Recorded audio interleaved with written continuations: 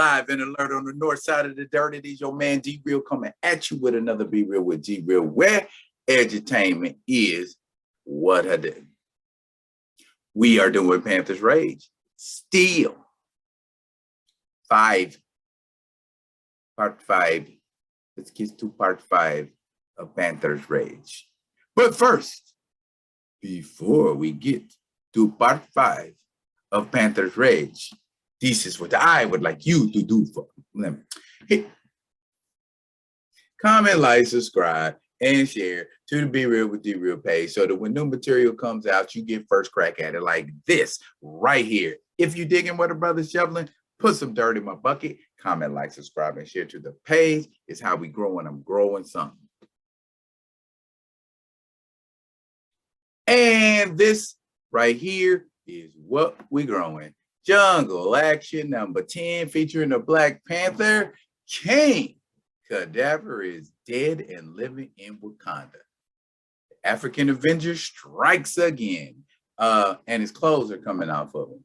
And for those of you who are wondering, this is before the days of vibranium weave, so T'Challa just had to depend on his agility.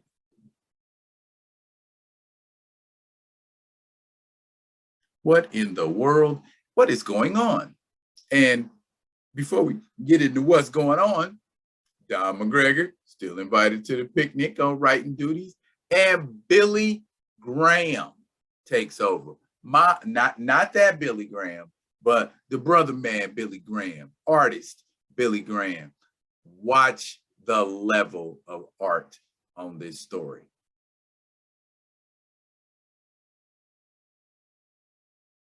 That is beautiful, yo.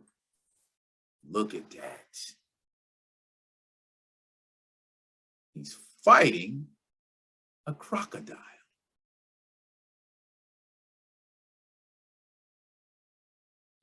The reflection. Oh my goodness, that is dope. See, y'all better leave my mans and them alone. Billy Graham and Klaus Janson is doing it. This art is nasty. Into the water he goes, fighting this big croc. Meanwhile, Taku sees him. But T'Challa ain't gonna need him. T'Challa ain't gonna need him. He gonna struggle with this gator. He gonna struggle with this gator. He gonna struggle with this gator until he can get away. See, Taku's one of the few people that ain't up in his face challenging his rule. There goes his outfit right there.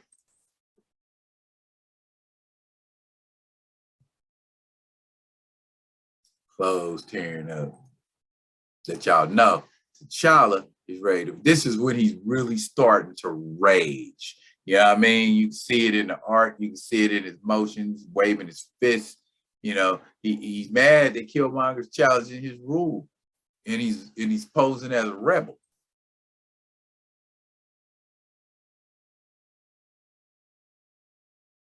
Look at that outfit, Theo. Is that Wakandan? Take a picture of that. Last longer. That's interesting outfit.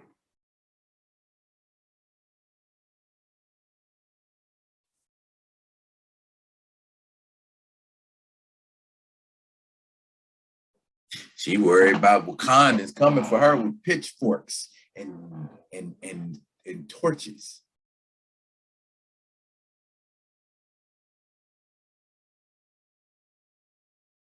That's an interesting outfit. That's another thing I like about this run, man. We don't just see T'Challa in his habit all the time.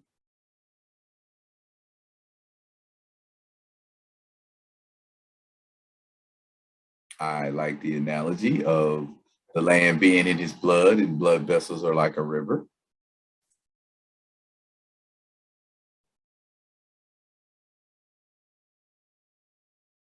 See, he used to be in love with Monica Lynn. They have feelings for each other.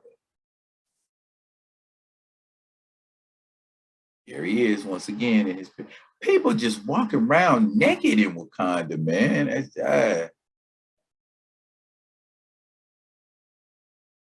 And she's letting everybody know what's going on and letting them know about Baron Macabre, who we ran into.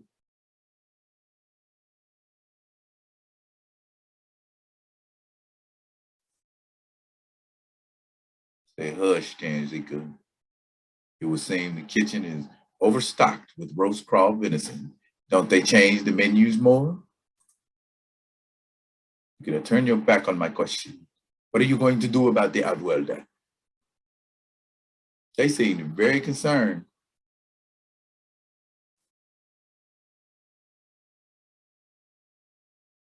That's what Kabi walking around half naked.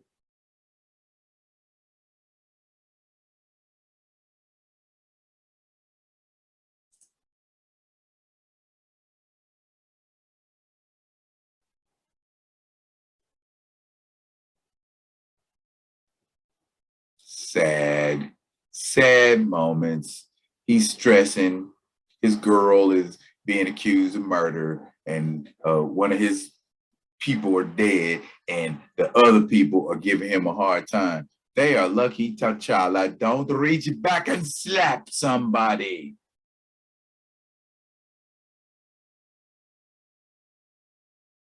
He's going to avenge Majumbak's death, but they are words that mean nothing to her. And he's back, just like he said he would be.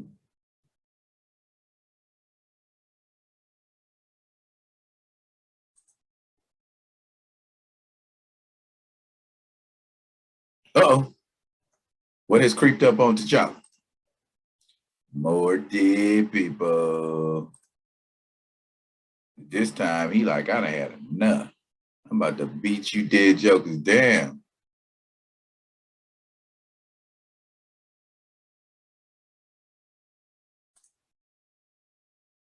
See, he ain't getting handled now. He putting it on their head.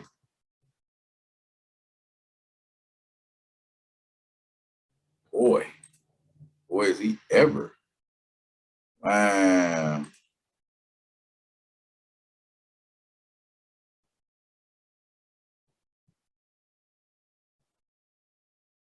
So he knows he can go through the graves to get the King Kadaver. Later for y'all.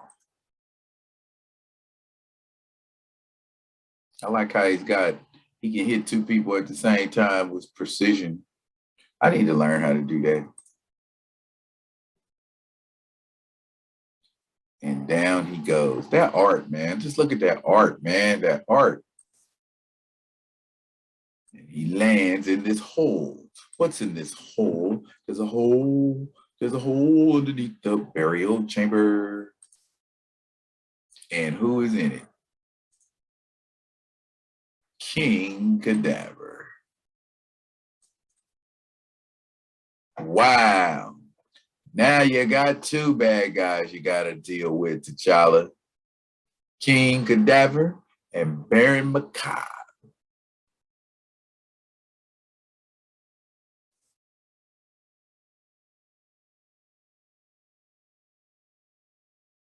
Oh no, what's going on?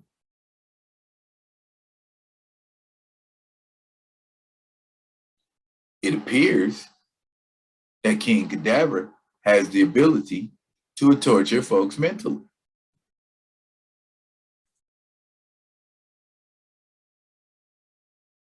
Wow, he went ham.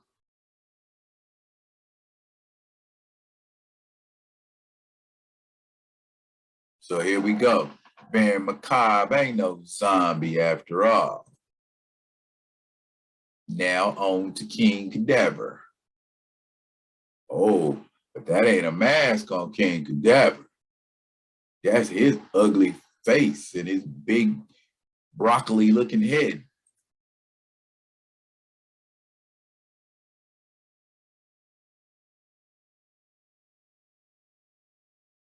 But T'Challa prevails.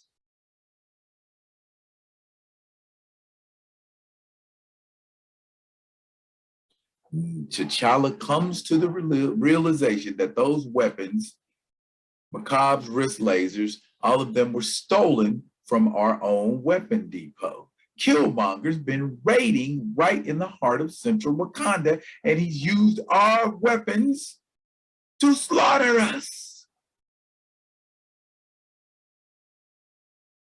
Up next, Lord Carnage. He has more than just a taste for blood. Oh my goodness! This is shaping up to be quite a spectacle. Now, just from here, let's do a tally. Kazebe and Tayete, Killmonger and Prey, Baron Macabre, King Kadaver, and coming up, Lord Carnage. That is 7. Count them. Oh, excuse me, 8. Venom. That is 8 villains that we can put into T'Challa's Rose Gallery. We aren't lacking the villains. I know some of them, I know later on in Panther's Rage, some of these bad guys are going to meet a grisly end, but lots of villains have supposedly met grisly ends and returned to be a thorn in their hero's side another day. The same should be true for T'Challa. A rogues gallery makes a hero more likable. T'Challa needs to face more than Killmonger and Claw on a regular basis. But I'm spitballing. Y'all tell me if it makes sense. Drop it in the comments. And as always, I will be coming at y'all with the next installment of Panther's Rage. And until I do, y'all be good to each other.